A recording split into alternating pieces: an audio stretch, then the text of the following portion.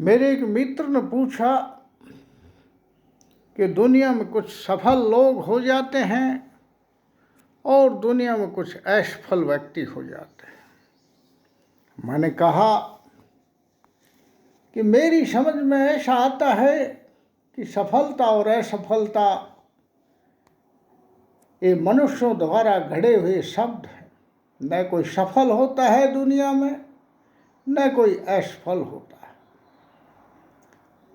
ये सारा संसार एक नाटक का मंच है जिस पर प्रत्येक जीव अपना अपना रोल अदा करके चले जाते हैं। यदि आप किसी सफल व्यक्ति से पूछोगे कि वो संतुष्ट है या नहीं, तो वो कहेगा कि मैं संतुष्ट नहीं। इसका मतलब जो लोग संतुष्ट नहीं हैं, उच्चतम स्थिति पर पहुंचे हुए लोग भी जब संतुष्ट नहीं हैं तो वो सफल नहीं हुए।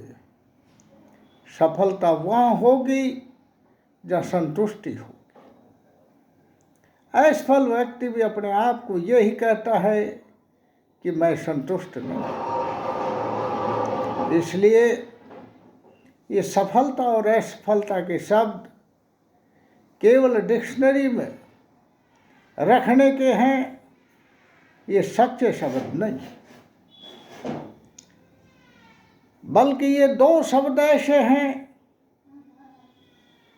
जो व्यक्ति को अवसाद और उन्माद की स्थितियों में पहुंचाते हैं। जो व्यक्ति टारगेट ओरिएंटेड सफलता चाहते हैं और जो व्यक्ति एक विशेष समय में कोई बड़ी सफलता चाहते हैं, वो असफल होने की स्थिति में अपने आप को दोषी मानते हैं कि मेरे अंदर कमजोरी रह गई और जिससे अवसाद पैदा होता। कई बार वो परिस्थितियों को दोषी मानते हैं, दूसरों को दोषी मानते हैं। ऐसी स्थिति में उन्माद की स्थिति में आ जाते हैं। इस प्रकार वो डिप्रेशन और एग्रेशन, एंजाइटी जैसी बीमारियों से ग्रसित हो जाते हैं। इसलिए ये सफलता के मायने ये नहीं है। सफलता का अर्थ है जो आपके अंदर हॉबी है, आपके अंदर जो बीज है, आपके अंदर जो इंटरेस्ट है, आपके अंदर जो गुणवत्ता है, गुण है, उनमें पूर्ण दक्षता प्राप्त करना।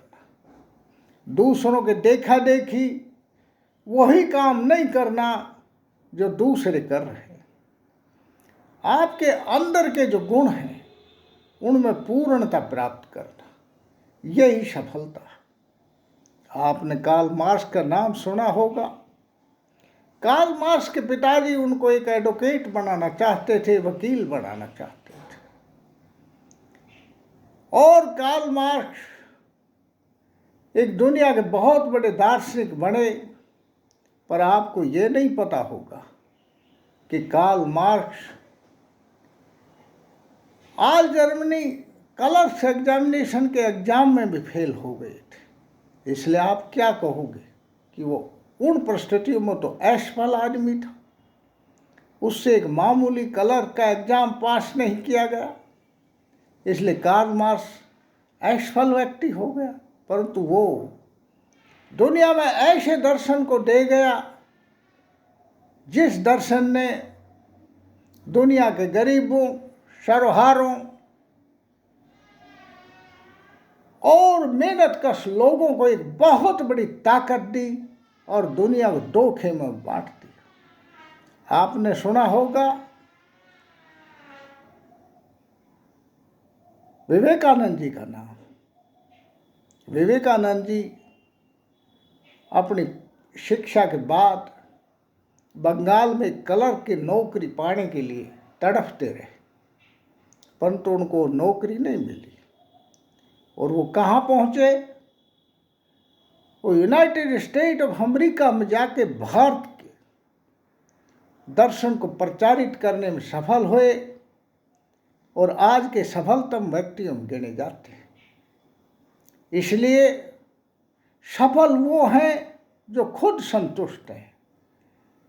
आप अंदाज लगाइए, शेर 10 बार जो है किसी शिकार के लिए कोशिश करता है, तब जाकर उसकी शिकार पूरी होती है। हम किसी टारगेट ओरिएंटेड टाइम लिमिट में कोई टारगेट बना लें और उसमें असफल हो जाए तो दुनिया कहेगी कि सफल नहीं हो पाया, इसमें कमी है।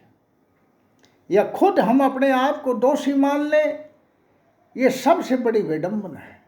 आप लगाइए, एक भारत में सबसे बड़ा एग्जाम है Indian civil services examination. Top की सर्विस ये है, मानते हैं लोग, जनता मानती। 15 लाख 10 लाख लोग बैठेंगे, 700 का सिलेक्शन होगा, बाकी लोग तो सेलेक्ट नहीं होंगे। उनकी सिलेक्शन की परिस्थितियां कई कारण हो सकती हैं। मान लीजिए आपको दिल्ली जाना है, आपको शाम को 7 बजे तक दिल्ली जाना है, यह आपका टारगेट हो गया। और आप जाओगे किससे? हवाई जहाज से, एरोप्लेन से, या किसी और साधन से बुकिंग करवाते हो, और रास्ते में एक्सीडेंट हो जाए, या कोई भूकंप आ जाए, या कोई और दुर्घटना हो जाए, तो आप 7 बजे दिल्ली नहीं पहुंचोगे। तो इसका मतलब आप अपने टारगेट जो आपका था उसमें असफल हो गए। इस असफलता के पीछे आप कारण नहीं हो।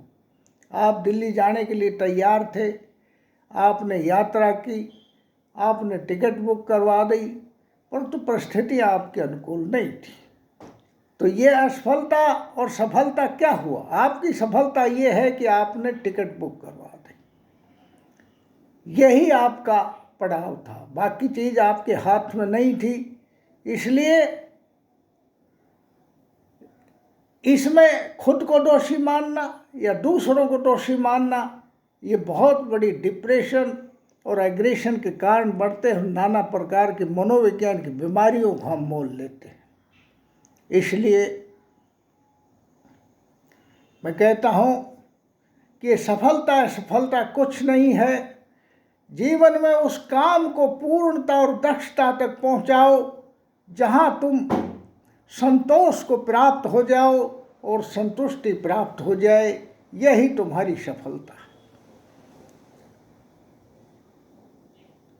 इसी प्रकार अनेक उदाहरण दिए जा सकते हैं जिनसे सफलता और असफलता की आपको इस कॉन्सेप्ट में समझ में आ जाएगी कि ये मनुष्य द्वारा घड़ी हुई एक कॉन्सेप्ट है और इसके कारण दिमाग के तनाव पालने की ज़रूरत नहीं है। आप पढ़ाई कर रहे हो, किसी परीक्षा को दे रहे हो, तो आपका टारगेट उस परीक्षा क्वालिफाई नहीं करना है, उस परीक्षा के सिलेबस में पूर्ण दक्षता प्राप्त करनी है। बाकी चीज़ें अनेक परिस्थितियों पर डिपेंड करेंगी, निर्भर होंगी कि आप उस परीक्षा में सफल होगे या उससे किसी बड़ी परीक्षा में जाकर जीवन की परीक्षा में सफल होगे।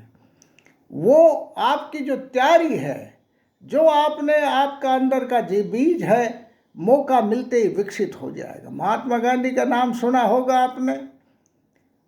दुनिया का महानतम व्यक्ति माना जाता है 1000 सालों में, जो मैट्रिक क्लास 3rd डिवीज़न से पास किए थे, और उसकी हैंड राइटिंग उनकी ऐसी थी कि वो किसी की समझ में नहीं आती थी, परंतु वो एक बैरिस्टर भी बने, सफल बैरिस्टर नहीं, सफल नेता बने, और इतने बड़े नेता कि जिसको भारत में ही नहीं सारे संसार में माना जाता है कि उन्होंने एक अहिंसा का आंदोलन चलाकर ब्रितानी हुकूमत को हिला दिया था।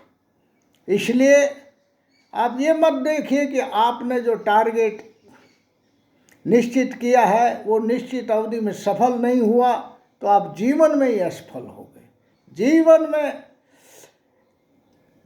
तो आपको इस संसार मंच के ऊपर केवल रोल प्ले करना है, अपना जीवन का रोल प्ले करना है। सफलता असफलता उन परिस्थितियों पर निर्भर करेगी और आपकी मेहनत पर निर्भर करेगी, दिशा निर्धारण पर निर्भर करेगी, आपकी दक्षता पर निर्भर करेगी जो आप प्राप्त करोगे। थैंक्स, धन्यवाद।